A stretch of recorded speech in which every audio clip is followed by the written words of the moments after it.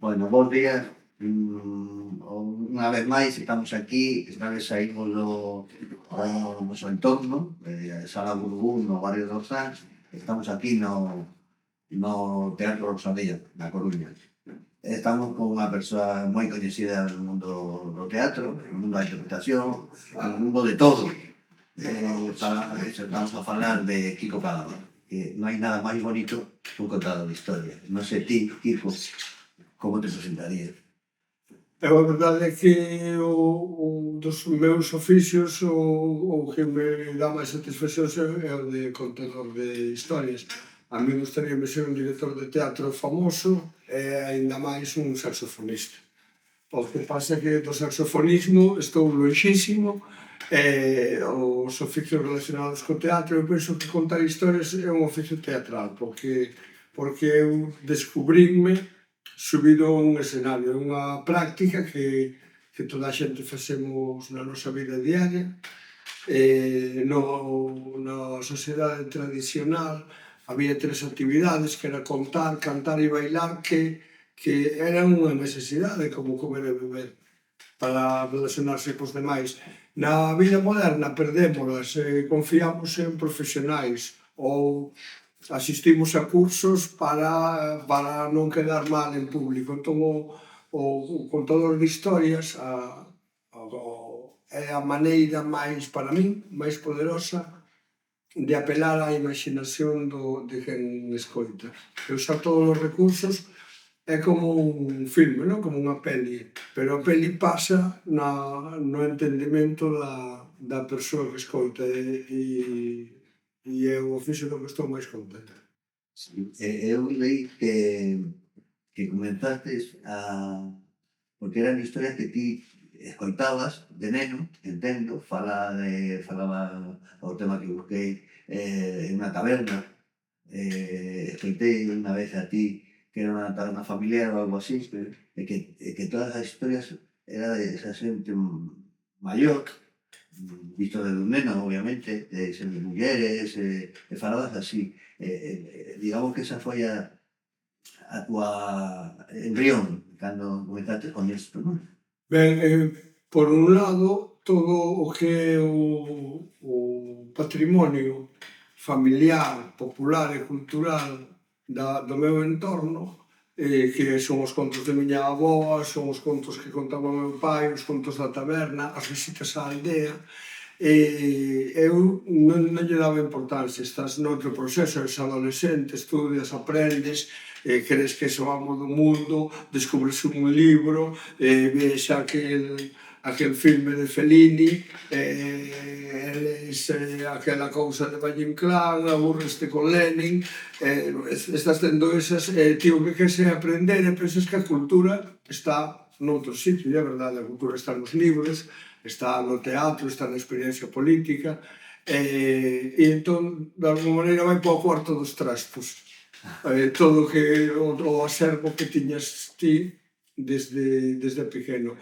Eu entro no teatro e penso que o teatro hai que escribilo, hai que ensaialo e despois hai que presentalo diante dun público. Entón, que alguén se bote a contar unha historia non é arte, non é precisamente un proceso artístico. Eu tiña moi boa fama entre os compañeiros do teatro e os amigos porque eu despois das comidas ou nun bar comezaba a contar unha historia e os do teatro dixían iso é unha serie, non, iso que acabas de contar é unha película. Nunca tiña valor en sí o propio acto. Sempre o conto como fundación mítica do meu oficio de contador de historias un día na Sala Galán de Santiago, que fundara a compañía Matarile, e que había uns eventos que eran as curtas da Galán, que eran pequenas experiencias teatrais, aínda que non estivesen acabadas, aínda que estivesen en proceso, non? Os famosos work in progress. E eu ia facer unha cousa con Evaristo Calvo e Víctor Mosqueira, porque despois foron o FEBEFA. Pero non traballamos, estábamos moi ocupados en outro tipo de actividades máis hedonistas e lúdicas, e entón o día antes puxémonos a ensayar e dixo Víctor, isto non chegamos, é mellor que vaias ti e que contes esas cousas que contas despois de comer. Entón eu fun para a sala, mirei ao público e comecei a contar a miña avó todas as noites na cama, contándome isto e isto e isto. E cando me felicitaron ao final, no medio dos parabéns, dicían, gustou, podíamos facer unha adaptación para teatro. E o meu mestre, Xoán Cejudo, que era de Monelos, díxome, non podes adaptalo para teatro, pero iso así serve. Digo, isto así de simple. Dixo, sí, iso é un espectáculo. Insistín na Sala Galán, despois viñeron os tempos do Bar Atlántico, onde nos misturábamos os do teatro, os do rock e as persoas imprescindibles pos do teatro e os do rock son os que escoitan e miran. Claro, Estaban tamén nas mesmas copas. Ese foi o arranque. Aí nese momento descubrín que a parte de Valle Inclán, de Maurice Vian, de Simone de Beauvoir, tamén estaba a miña avoa, meu pai, e todo ese río de tradición e de creación de símbolos, non? Porque no medio dos contos aparecen unha chea de símbolos culturais e que me foi transmitido a mí por unha analfabeta. mira, hai unha cousa, cando falamos cando vexo o estudio, o trato de documentarme respecto a ti, que fala de un teatro galego, que fala de unha tradición galega, que é así, cada un bebemos, non? Ti pensas que hai moita diferencia de resposta por parte do espectador, por parte do público, de un público galego a un público que se murciano, andaluz? Non o teño estudado, o que me preguntas. Hai dous fenómenos distintos. Por un lado, cando estou aquí, o público escoita o contador da tribo, que é un dos grandes modelos de contadores, era a miña avoa. Contache as historias de aquí, explícache o territorio, diche onde se acaba o mundo, onde somos nós e onde son os outros. Cando vou a Murcia, escoitaba o narrador exótico, que é o segundo modelo de narrador, un que foi a outro sitio, onde son diferentes, e ven aquí e contan. Entón, o público que escoita o narrador exótico, que pode ser o mariñeiro que anda a navegar e foi ao Golfo Pérsico, e agora como están pasando cousas no Pérsico, digo, como era aquelo? E o tipo non che vai dicir, a situación xeopolítica non. No, un día o capitán que era de Bermeo díxonos, dádeme todo o alcohol que teñades que vai entrar a policía do mar e aquí a prima está prohibida. E meto na miña caixa forte diplomática. E cando chegan os árabes eses do carallo, a policía, cheiraban todos a juicio os fillos de puta. Entón, o narrador exótico vai che contar isto, que é extraordinario. Non che vai contar a tensión entre Omán e Irán. Eso é información. Pero o que che aporta un relato calquera, isto que che acabo de contar, contaba a mí. Claro. Contou un mariñeiro de carreira a mí. E iso falache de outras cousas. Entón, en resumen, respondéndoche, eu aquí son o narrador da tribu e que a mesma historia en Murcia son o narrador exótico. Entón, hai un certo apreciación exótica, como cando chegaban os bailes caribeños ou brasileiros que dixeste, mira como bailan, como son en Brasil. Entón, hai un pouco como son en Galicia. Estamos un pouco mitificados como mundo mítico, o que non é necesariamente bo. Cal é a fonte de inspiración para unha obra completa que ti teñas na cabeza? Te leva moito tempo, traballas sobre ela, como te documentas? Moi ben, agora estamos falando de facer unha montaxe teatral. Sí. A montaxe teatral eu podo concebir unha dramaturxia, quer dizer, un texto que teño que producir, ou coller unha obra que xa está escrita para que tive unha idea, tive unha idea fantástica para montar inserts, ou montar un cráneo en Connemara de Martin McDonagh, por poñer un exemplo real, que en 2010 creo que representamos co título de Un cráneo furado a obra Un cráneo en Connemara. Entón, eso estaba escrito, houve un traductor, discutimos co traductor e producimos. Outra cosa é cando ti inventas. A mí estás facendo unha pregunta como autor, como escritor solitario teatral, que é un oficio que me provoca extraordinario sofrimento, porque estou só. Entón, eu cando teño a idea de podíamos facer unha obra sobre a Guerra Civil, pero en vez de contala desde unha familia de víctimas que as pasou putas despois da Guerra Civil, vamos a contala desde o punto de vista dunha familia dun victimario que non sabe que seu pai é un asesino e que teñen esa vida como a película ao lado do campo de Auschwitz, hasta que descubren que seu pai e que o seu benestar procede de que seu pai é un criminal. Tuve esta idea. E dixi, que boa idea, non? Que boa. Pero despois iso hai que escribilo. Hai que escribilo e entón a inspiración sobra. A inspiración ten a todo o mundo. É moi común oír falar a xente nova que está hiperculturizada, xente de 30 anos, por exemplo, que viron moitas pelis, series, que ti contas unha cousa de Shakespeare e eles dinche, sí, eso era como en Bola de Dragón, porque Bola de Dragón copia a Shakespeare ou copia a Confucio, entón, o que unha cousa que é cultura libresca, a moita xente chegalle pola cultura pop, ou por teatralidades do Rolling Stones ou de Lady Gaga, que realmente poden copiar teatro xaponés, e a xente ve o show de Marilyn Manson e nunca ve o teatro no. E cando ve o teatro no, dice, está copiando, non? É como dicir, Beethoven se copiou a Miguel Ríos, el himno a la alegría, mira, é clavado a Miguel Ríos. Quero dicir, estes fenómenos de culturización témolos todos.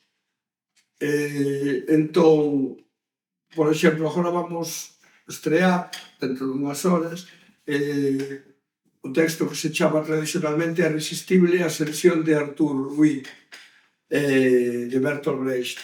E nós chamámoslo Artur Rui, o ovo da serpe, porque o ovo da serpe é unha das metáforas máis usadas para falar do ascenso do fascismo. Porque o ovo da serpe é translúcido. Entón ti ves que dentro non hai unha galiña, que dentro hai unha serpe. E que cando medre, vaiche papar. E que estás no momento de facerlle crache.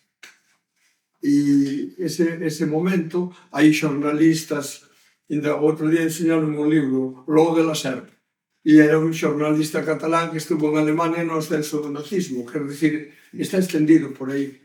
A mí me va a cabeza por outra cousa, sustituílo, non? Como vamos a contar como ascende o fascismo como unha banda de gángsters, que é o argumento da obra. Ese argumento é de Bertolt Brecht, podíamos preguntar a ele, como se che ocurriu? E pois coller un cacho de Shakespeare e misturalo, etcétera, etcétera. Entón, ti en canto, de alguma maneira, en canto titulas, decides ir por algún sitio. Pois iso non, se como poñer o nome, Para min sí, para min sí, se titulas, queda unha cousa como petrificada e dice, imos contar esta cousa. Entón, resumindo a resposta, non me gusta escribir, fago, pero é un oficio que me causa pouco placer. Logo, a súa concreción escénica sí que me vai gustar moito, pero o oficio de contador de historias sempre é público. A min teñenme preguntado narradores novos, ti como ensayas? Eu digo, eu non ensayo, os contos non se ensayan, os contos contanse. E un día cágala contándoa e entón digo, non podo decir isto, vou decir de outra maneira, vou ser menos minucioso aquí. Hai unha norma nos contos orais que non hai que abusar das descripcións, porque ao describir paras a acción e quen escoita está acompañando a acción. Entón vai por un camiño, hai unha árbore moi grande que en ese momento tapa o sol, e se ti te pos a decir as follas verde azuladas da árbore, non sei que, dices tú, déjate de caralladas, dime que pasa despois salta un mono xigante desde esa árbore, que é o que nos importa, o que pasa. Entón, non ensaias un día poste descriptivo e lírico e cando acabas dices, vaya cagada, mañán non o fago.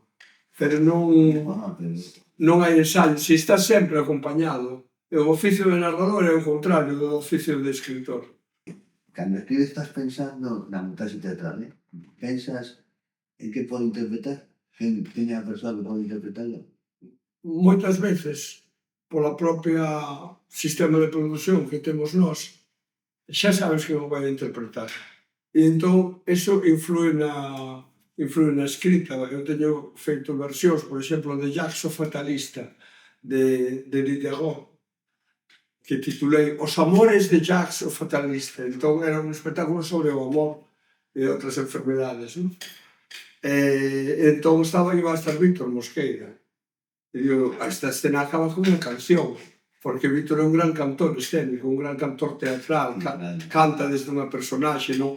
Bueno, canta moi ben en xeral, podeche cantar boleros e rock, pero canta moi ben como personaxe, o que é un talento específico, non? Porque hai persoas que cantan maravillosamente e despois, por que lle puxeron esa túnica e esas melenas? É que é Xesucristo superstar. Xa, pero o tío ese está cantando como canta sempre. Entón, normalmente sí que o fago, pero pásame ao ler, cando eu leo un teatro que non vou poder montar. Como, por exemplo, O chapeu de palla de Italia, que é unha obra moi bonita, unha comedia francesa leve e frívola, de finais do século XIX. Eu, cando me poño a ler, fago o reparto, porque así poño a ler o teatro e estou vendo a Susana Daus, ou a Víctor, ou a Evaristo Calvo. A veces pillo alguén de superproducción e traio o Sean Connery. A veces fai falta Sean Connery. Hai unha norma para contar historias fundamental que é falar con quen estás falando. E non é vir con un texto memorizado e soltalo así. Ti falas con esa persoa. Entón tens que facer unha práctica conversacional. Hola, como estás? Veme agora a cabeza unha historia que se queres oír vai che encantar. Isto é unha entrada. Isto é o mesmo que na retórica clásica, é dicir, señoras e señores, este glorioso Ateneo Alexandre Bóveda encargoume que eu falase da gran aportación á cultura da cova céltica da Coruña e eu agradezo e sobre todo que estea aí o doutor en filosofía Xorxo Souto, pois comprométeme especialmente. Estes son mecanismos de actualización. Significa, estamos aquí, estamos nós, e eu vou falar dun asunto. Entón, o mecanismo teu. É o mecanismo teu o que... Non, é un mecanismo xeral da retórica. A retórica faise así, eu acabo de facer unha retórica formal. Agradezo a quen me convidou, planteo o tema, agradezolle ao culto público que hoxe me acompaña. Esa é a forma retórica. Eso hai que facelo sempre. Pero claro, no teu estilo, sin ser pomposo. Outro mecanismo é a naturalidade, ou polo menos a estética da naturalidade. Trato de parecer que se me acaba de ocurrir. Claro, cando hai alguén que che mira así, de feito, moitos contos meus modificáronse por unha cara dun espectador. Que ti estás dicindo. Entón, o home que estaba no medio do camiño, tiña unha boina, aí a descripción foi importante. A descripción non hai que usala, a menos que sexa importante, porque eu vou dicir, ten unhas zocas de madeira, ten un pantalón de pana, un casaco escuro e unha boina. E ao sacarlle a boina, o home fixo este fume desaparecer. E deuse conta que era un morto. Eu quedei ca boina na man. Entón, unha cousa que non se debe usar, a veces é útil. Neste caso, a descripción indumentaria. Outro mecanismo é a aclaración, o que acabo de facer agora. Un paréntesis. Sí, unha paréntesis. Tamén, falando do mesmo conto, eso veu dunha cara, que me fixeron así, e foi porque dixen unha boina. Non sabes o que é unha boina? Unha boina é un obxecto circular de pano que se usa como corrector térmico e que ten un pindirico no medio. Entón, eso é unha descripción humorística, que é describir algo que ninguén necesita que describas porque todo o mundo o coñece. Entón, ti como narrador exótico, explicas como é un gorro turco que levan os que suben ao barco. Pero como narrador propio non tens que describir o que é unha boina. Entón, se o faz, estás usando un mecanismo humorístico e parece que te desviaste. Non te desviaste nada, non? Despois vas continuar coa historia porque a sabes. A min acúsanme moito de prólogos. Os meus prólogos a veces constitúense noutra narración. Por exemplo, unha das historias miñas preferidas e que as conto como entre as 3 e as 4 mellores historias que conto, contoume a Presenta. A Presenta é unha muller que traballaba na taberna de miña nai cando era nene, desde que eu tiña 6 anos.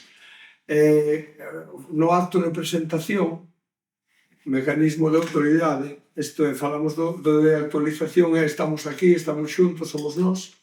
O mecanismo de autoridade é esta historia eu seina porque teño todos os elementos para sabela, ou contoumo a protagonista ou eu estaba diante. E ese mecanismo eu contaba a Presenta, que é unha muller que hasta que veu traballar para a miña casa pois dedicouse a andar polas feiras e polas festas nunha tómbola, nun barracón. Hai un momento que me dou conta que a historia de Presenta é moi interesante. E xa aumento e o propio prólogo convértese nunha historia nova. Pero o prólogo sempre funciona ben porque lle dá autoridade á historia. A verdade é que eu teño unha memoria, non sei como chamarlle, narrativa ou épica, unha memoria para lembrar a sucesión dos acontecementos, que é o máis importante para contar unha historia, é saber ou ter claro como pasaron. Agora, despois podes desordenalos. Ti podes dicir cando o tipo chegou ca cara chea de hostias que non se acordaba de nada. E máis tarde dar a explicación que pasou esa noite.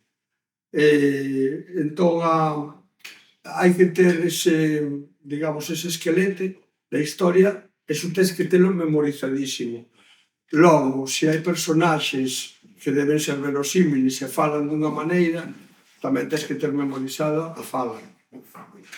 Como dixe unha frase, moita xente que me leva vendo desde hai 30 anos acórdanse de frases. E de que frases se acordan? Que desgracia, que equinoccio, un home morto. Esa frase é un mito, claro, que meto elementos da fala de miña avó.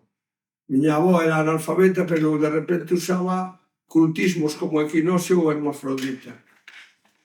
Entón, se eu introduzo eso, podo provocar extrañeza ou podo provocar entusiasmo identificativo. Quer dizer, sí señor, porque a xente dicía que equinoccio. Ou a xente que diga, oi, ese de equinoccio, tu avó como iba a usar ese termo? Usa ese termo.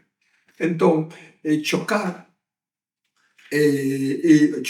ou confirmar os dous mecanismos son válidos, de feito, o mellor é alternalos. Entón, eu a historia non a improviso en absoluto, a historia é que o que improviso son as palabras que uso. A forza de contar, porque isto vaise contando, hai un momento que a historia vai collendo unha forma propia e impónse. Entón, hai textos, sobre todo, proferidos polas personaxes que quedan fixados. E despois hai un momento en que ti encontrastes unha forma, unha forma que che parece satisfactoria para contar como Edipo se encontra co cortexo que levaba a seu pai. E hai un momento en que ti xa ves a Edipo. E ti xa chamaslle criatura infrahumana. O heraldo luxoso do rei de Tebas encontrouse con aquela criatura infrahumana na que se convertera Edipo, e iso xa o digo sempre, porque se fixou. Entón, o improvisado ten que vir da naturalidade da fala, da fluencia. Unha cousa que axuda moito é equivocarte. Non hai que abusar, pero equivocaste nunha cousa e corríxeste. Se ti te corrixes, ganas unha autoridade extraordinaria. Porque se aquilo estaba mal, quer dicir que todo o resto está ben. Todo o resto é real. Esto no es una entrevista, esto es una masterclass. Y sobre todo para la gente que tenemos esta afición, que tanto nos gusta, que a veces pisamos el escenario, hacemos pequeñas cosas, es magistral. Quería comentar que vi, eres un amante de Valle Inclán. Cando por fin se pode facer Valle Inclán en galego, como moitos anos antes xa se podía facer en alemán, en gaélico, en sofixo, en ruso, pois dentro das nosas capacidades de produción escollemos a Cabeza do Dragón, que provocou sorpresa incluso entre os netos de Valle Inclán, que un deles é amigo meu. Digo, como se chegou por ese? Digo, porque non teño diñeiro para facer as comedias bárbaras. Entón, A Cabeza do Dragón é unha obra de transición entre o modernismo e o esperpento. E ten elementos dos dous. E a mí parece que iso podíamos facelo moi divertido, moi sabroso o texto, o fraseo longo de Valle Inclán quedaría moi ben en galego, e fixémolo por eso. O espectáculo era maravilloso, pero non me debes dar a min o mérito porque foi unha confluencia. Suso Montero, que fixo aquela roupa orientalizante, que convertiu, claro, Valle Inclán tiña esa, como modernista, tiña esa fascinación exótica. Sí. E nos dixemos, por que ten que ser unha historia castellana ou portuguesa, podendo ser árabe e chinesa e ser como moito máis guado. Pero logo estaba outro coruñés, que é Iván Marcos, que fixo todas as coreografías de espadas de Kung Fu, que lle daban un encanto extraordinario. E foi unha confluencia, un espazo escénico máxico que era de plástico, que nunca sabes, cando un escenógrafo acerta e distribuiu isto. Di o texto, un castelo que non se sabe se é de bronce, de fume ou de diamante. E parecía as tres cousas por distintos efectos de luz. Entón, foi moi grato facer o espectáculo. Pode vivir a xente, que diría que a xente nova respecto a súa vida, si poderá ou non poderá vivir o teatro? Ou como hai que facer para poder vivir dele? A verdade é que a pregunta é complicada e nós somos, digamos, a primeira xeración aquí que nos lanzamos, non? Porque antiguamente era unha peregrinación. Dicía, vou ir a Madrid a ver se triunfo. Ademais, era no cine, porque aquí o oficio actoral é teatro, cinema, televisión, e a xente vai xuntando, digamos, os seus modos de vida de todas esas cousas. De repente, é un oficio artístico ao que no que aspiras a triunfar. Entón, hai un momento en que ti xa non vives do teatro, senón que vives moi ben do teatro, que son os estrelatos. O caso de Luís Tosar, eu acompañei toda a trayectoria de Luís Tosar, porque ele chegou a estudar a Santiago, tiña unha banda de rock, facía skate, estudaba magisterio, tiña sketches, entón facía cine desde os 16 anos co seu amigo Jorge Coira en VHS, e el podía non ter triunfado, e é un actor de teatro espectacular, pero onde está realmente feliz é no cine, e donde, digamos, o seu talento para certa profundidade interpretativa dáse no cine, e tivo o talento, a dedicación e a sorte de que hoxe é unha estrela, pero podía estar facendo un espectáculo anual como están tantos compañeiros e xente con moito talento, non un talento tan magnético como o de Luís, pero digamos que esa é unha aspiración que está no comezo de calquera rapaz ou calquera rapariga que queren dedicarse á interpretación, o que queren é ter 3 Goyas e medio Óscar. Entón, Non é o único modo, o teatro é unha arte do directo, unha arte viva, é un luxo non tanto para o intérprete como para o espectador. Eu iso creo que xa o dixen hai 20 anos, que é o luxo do século XXI, que todo o mundo vai ter as obras mestras do cine nun móvil, e iso non che vai dar ningún tipo de input a máis. O que che vai dar é ir a un concerto, ir ao teatro, incluso ir aos monólogos, porque esta cousa de ir aos monólogos humorísticos, que a xente paga moitísimo diñeiro, comparado cos merecimentos do artista, pero están pagando por vivir unha experiencia en directo.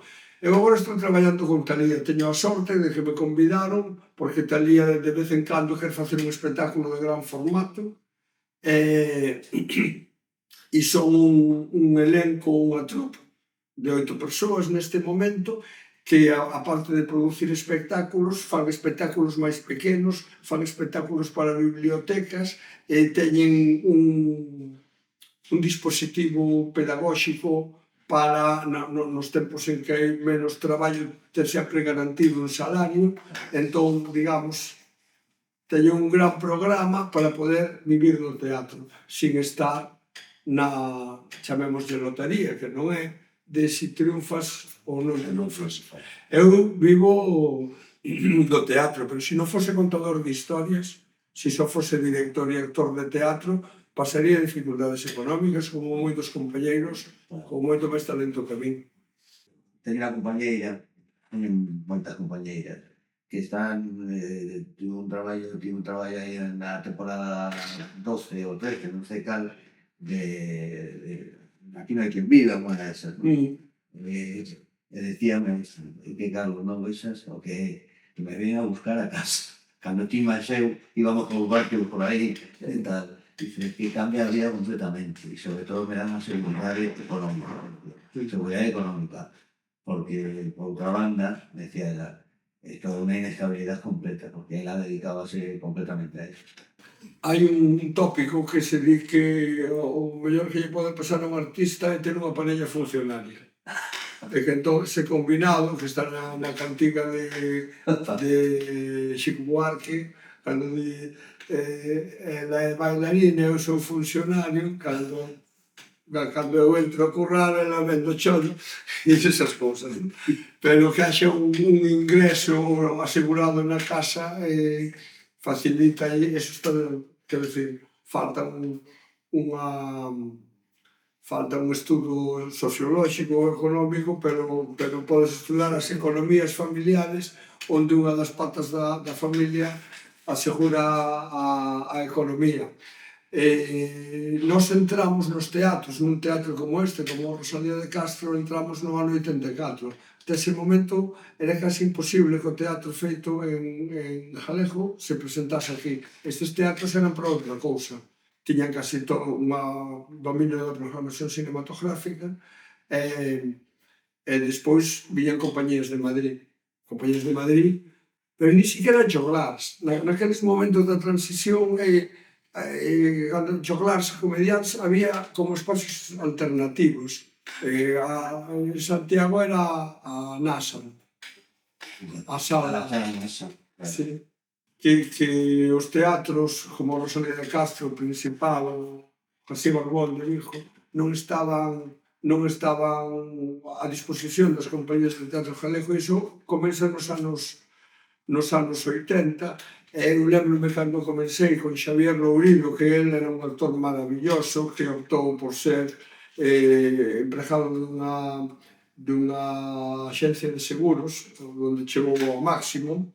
Pódese dicir marcas, de Royal Insurance, chegou a ser o máximo responsable de España, e foi o que me meteu a min no vicio do teatro, e hai que acusado desto.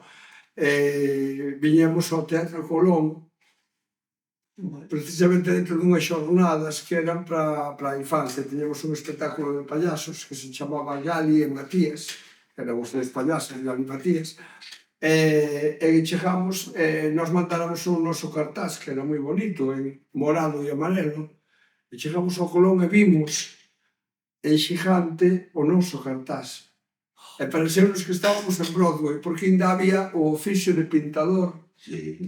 o cartelista do Teatro Colón, que lle mandaban unha estampiña aos de Madrid ou aos distribuidora de películas, e eles facían aquelo.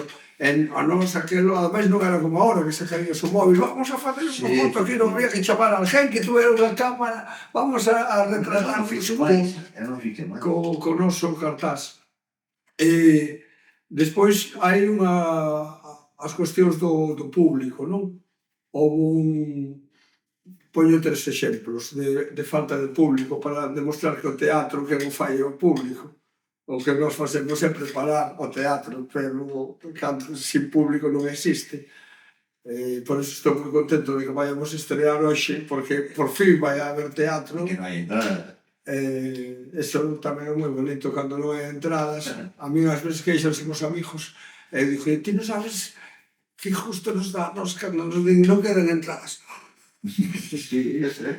Pero falemos do contrario, que un exemplo é aqueles tempos que ti ibas a un festival de los pueblos ibéricos, entón cada quen facía o espectáculo no seu idioma e o público aguantaba como jabaces porque estabas vivindo unha cousa que era prohibida, había pouco. Entón o público sabíase protagonista de estar vivindo a satisfacción de ver unha cousa que xa era libre. E fora Roberto Vidal Bolaño, que a súa compañía, a Semilla, un espectáculo que non era o mellor da súa produción, e o público foi abandonando a sala pouco a pouco. E ademais tiña a chulería o espectáculo de intermedio. E no intermedio xa aproveitou o resto do público para irse. Era moi desafortunado porque había a típica parodia galega de flamencos. E aquilo fora especialmente ofensivo. E cando iban a comezar a segunda parte miraron e había un mozo e unha moza, unha parelliña ali na primeira fila. Entón saíron, dixeron, non continuamos, non? Saíron, mira, agradecemosvos moito a vosa solidaridade de estar aí, pero xa vemos que non o espectáculo que non se entende ben, entón, se vos queredes ir, dixeron, non, continúen. Entón, saíron con ese malestar de sentirse obligados polo marqués e a marquesa, que era como se facía teatro no século XVIII, chamábanche, os teatreiros andaban por aí, pero viña o marqués e a marquesa e decían, vamos vos subvencionar. Vinde e veñedes botar 3 días no Pazo comendo e actuando para os nosos amigos. Entón, tiveron esa sensación. Noutra ocasión, foi unha cosa que contaba Sanchís Sinisterra de cando estiveron arrasando co seu primeiro espectáculo, que foi fundamental para todos nós, para todos os que facemos teatro desde os anos 80, o espectáculo Ñaque, donde saían dous tipos con un baúl e inventaban o mundo, non? Entón nos dixemos, non fai falta gastar o diñeiro en escenografías, o teatro é outra cousa.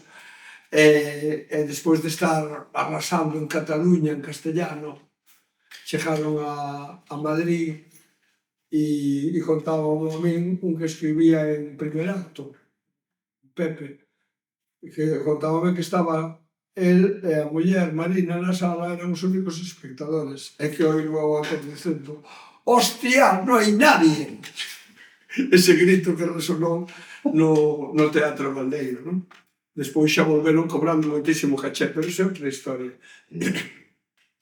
E creo que se me está pasando, houve un día que, falando agora dun espectáculo de Roberto Vidal Bolaño, Saxo Tenor, un espectáculo impresionante que tamén tiña esa vontade de gran produción, ademais era como unha selección nacional, estaba Morris, estaba Gonzalo Uriarte, estaba Elina Ruaces, estaba Cucas, estaba Pilar Pereira, unha chea de xente confluído naquele espectáculo.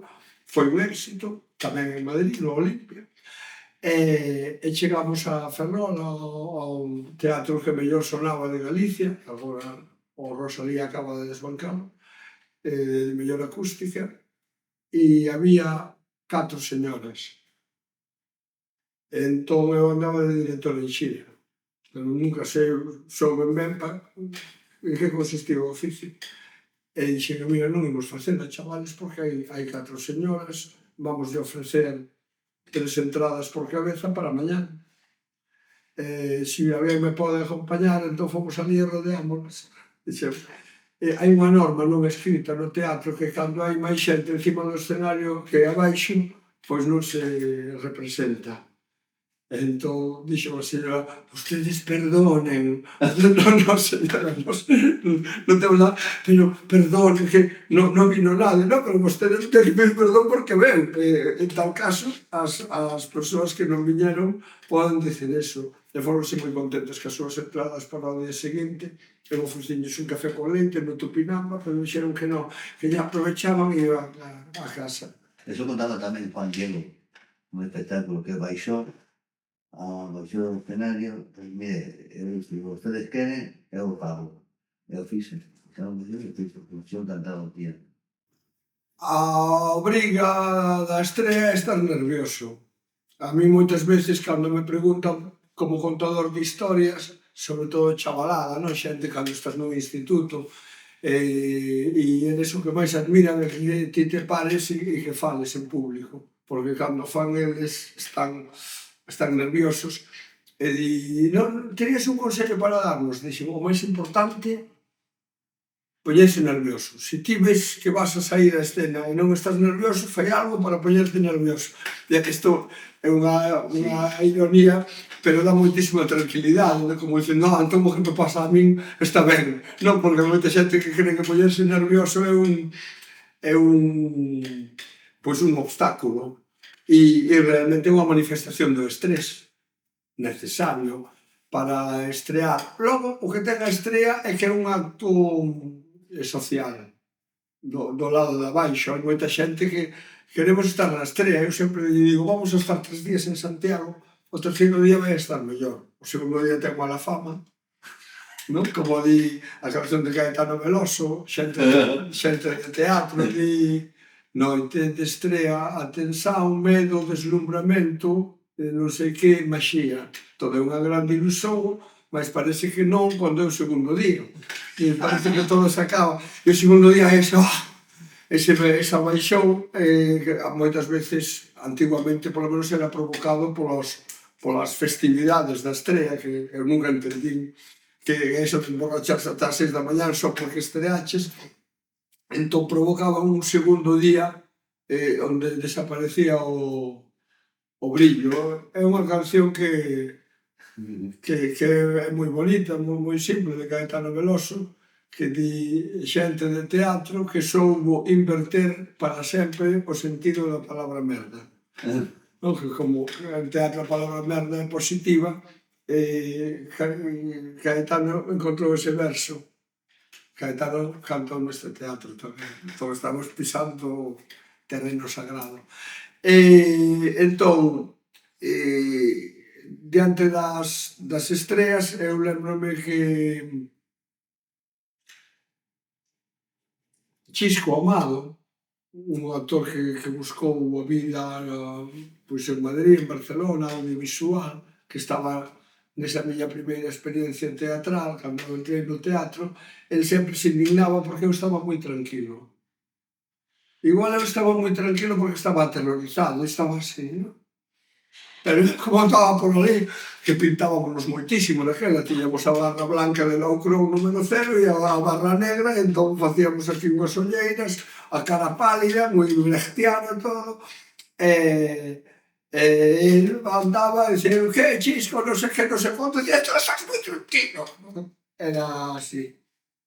Outro exemplo sobre tranquilidade e nervios foi cando Xoán Cejudo, que eu considero o meu mestre, o de Monelos, que estreábamos un códice clandestino, que, como digamos, a cousa máis exitosa que escribín eu, unha versión de poesía obscena medieval, estábamos estreando en Catoira, nunha sala completamente inadecuada para facer teatro, pero ele andaba dándonos as últimas indicacións co pitillo apagado aquí ou encendido, porque daquela ainda podíamos fumar por o do escenario, e collía así e desgarraba casi o deltoides e dicir, tranquilo, chaval, tú tranquilo, Entón el manifestaba que non estaba tranquilo, pero hai unha enerxía do público, está o telón botado nestes teatros que hai telón, e hai están falando, Con unha atmósfera. e ti estás te cargando.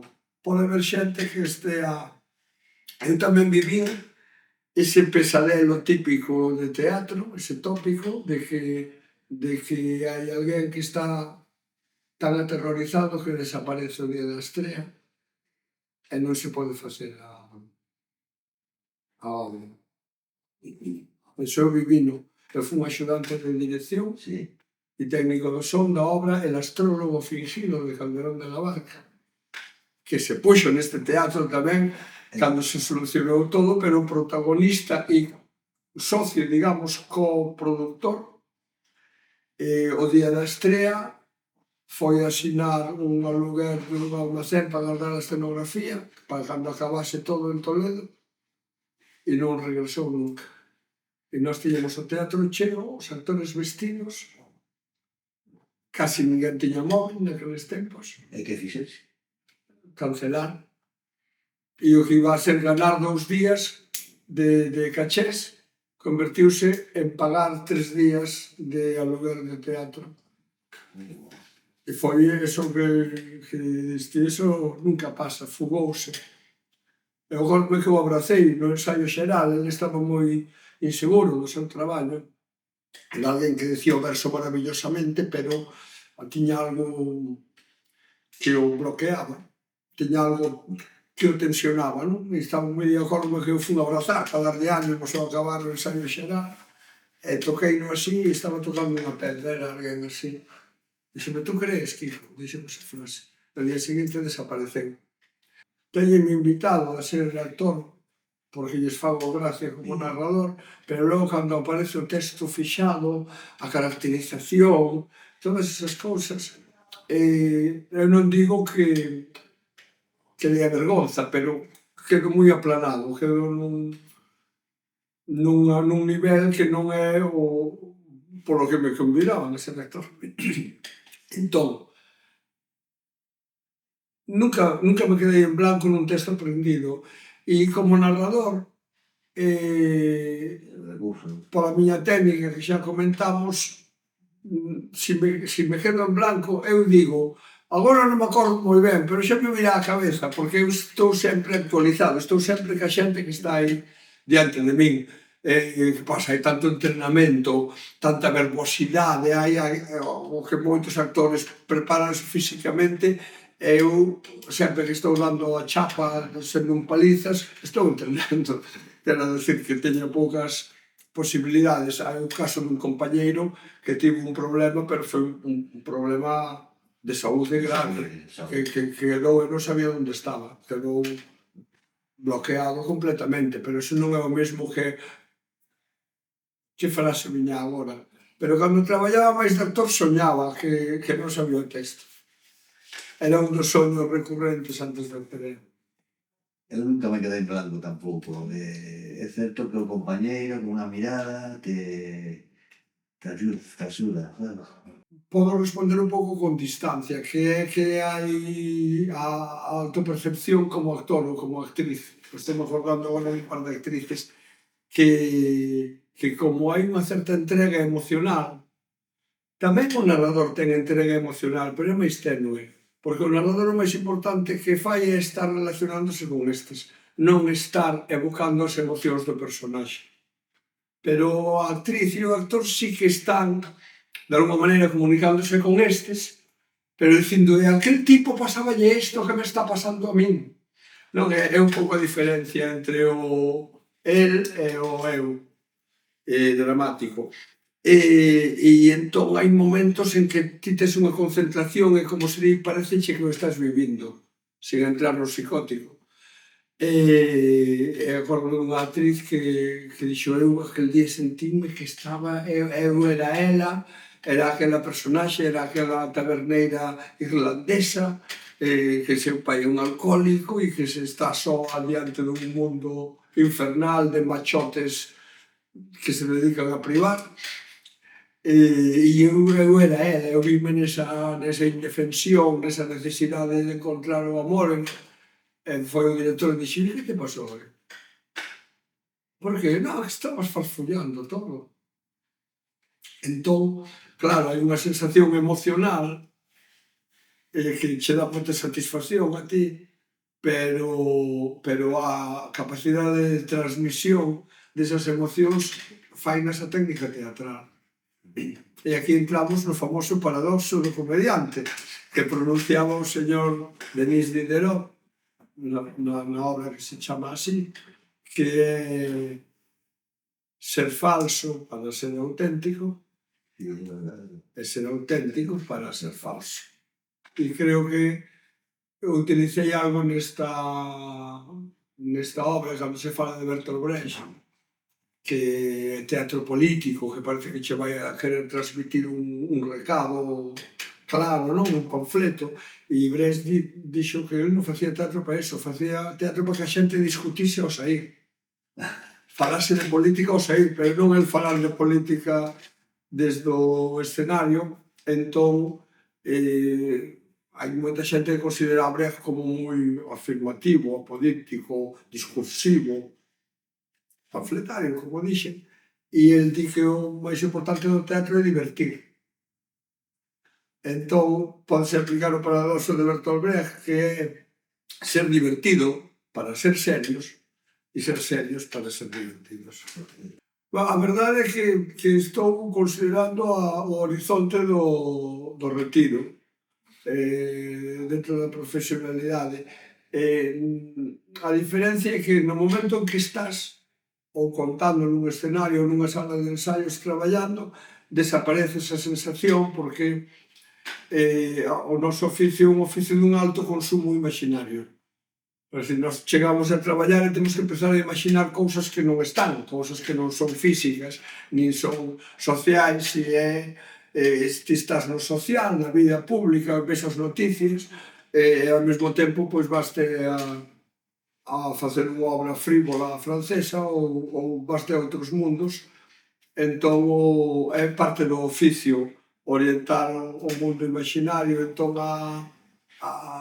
o que nos pasa, creo que a moitas persoas de idade, que abren os ollos pola mañá, temos 34 anos, e despois de tomar un café xa chegas á túa idade biolóxica, xa te das conta onde estás, de quen somos. quen somos e o que che doi.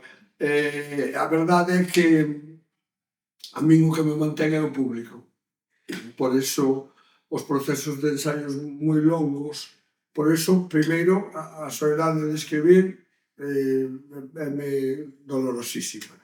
E logo o momento de ensaios é estar creando unha dinámica en que a xente este cómoda facendo o seu. Que a veces parece que nos reunimos para contar os chistes. Digo, non, hai que contar 3 chistes e logo ir á cousa. Pero cando vayamos á cousa, vir co gozo do chiste no corpo, non é isto é a hora do café, bla, bla, bla, jijiji, e isto é o ensaio, senón que hai que aproveitar as enerxías.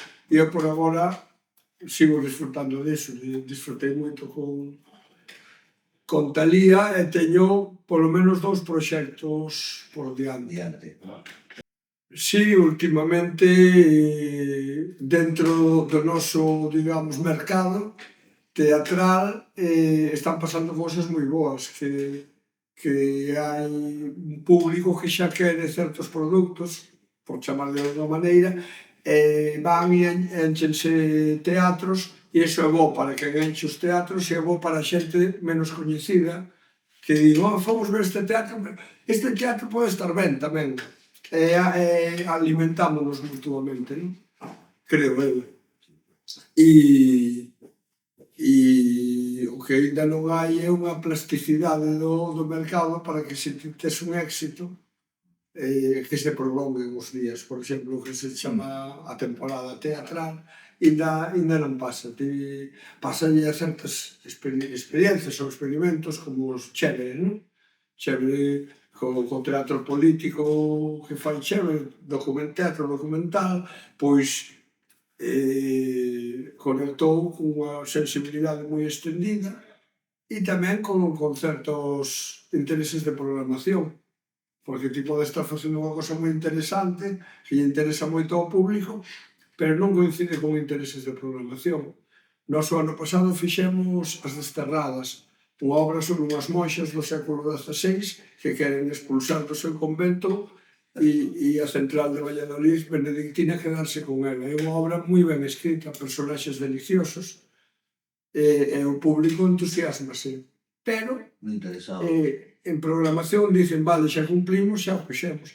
Enchemos 2 veces este teatro, 4 veces o principal de Santiago, o de Lugo, quero dicir, sempre un éxito tamén polo elenco.